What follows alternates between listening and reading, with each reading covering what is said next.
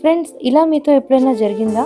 మీరు ఎవరితో అయినా ఉన్నప్పుడు అకస్మాత్తుగా ఇబ్బందిగా అనిపించిందా? That's not just emotion. బహుశా పరిశుద్ధాత్మ మీకు హెచ్చరిస్తున్నారు.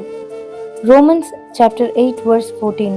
For those who are led by the Spirit of God are the children of God.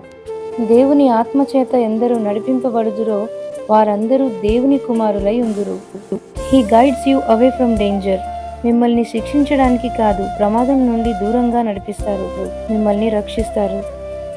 మీరు ఎవరితో వివాదించవద్దు లేదా వివరించవద్దు. పరిశుద్ధాత్మ స్వరానికి లోబడండి, దూరం ఉంచండి మరియు ప్రార్థించండి.